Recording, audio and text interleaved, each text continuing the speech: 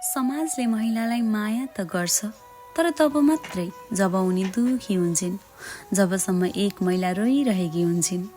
सबैको मुखबाट एउटै शब्द निस्किन्छ, बिचरा।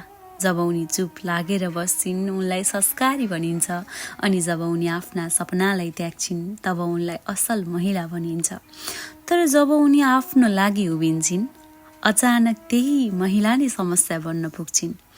सानैदेखि महिलालाई एउटा मात्र कुरा सिकाइन्छ, सहनुपर्छ। पीडा सहनुपर्छ, अपमान सहनुपर्छ, टुटेको घर पनि त सहनुपर्छ।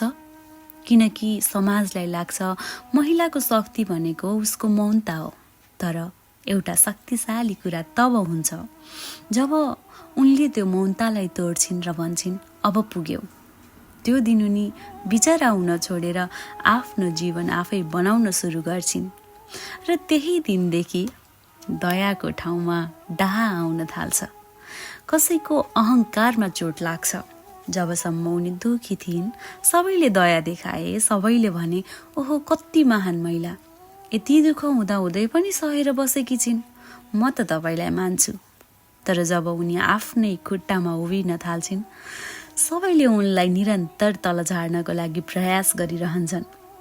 सबैभन्दा ठुलो पीडा के हो भने समाजका दुई अनुहार भएका मानिसहरू। जब यही दुःख शक्तिशाली मान्छे वा पुरुषले गल्ती गर्छ सबै चुप लागेर बस्छन्।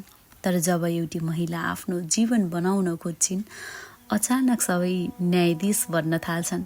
हल्ला फैलिन्छ, चरित्रमाथि आक्रमण हुन्छ र कहिलेकाहीँ जहाँबाट न्याय आउनुपर्ने हो त्यहीबाट पनि अन्यायको आवाज सुनिन्छ।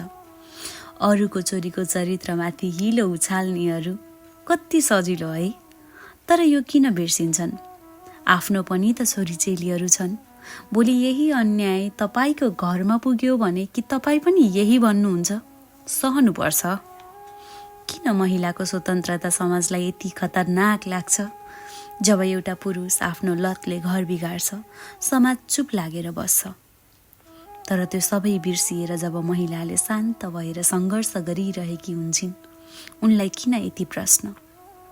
म हरेक महिलालाई यही भन्न चाहन्छु, यही सम्झिनुहोस्, तपाईँको साहस, तपाईँको काम त्यही नै तपाईँको उत्तर हो।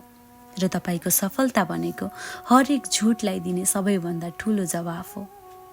र प्रश्न उठाउनेहरू यति याद राख्नुहोस् कि आज तपाईँले अरूको घरमा बाल्नु भएको आगो भोलि तपाईँको घरमा पनि त पुग्न सक्छ।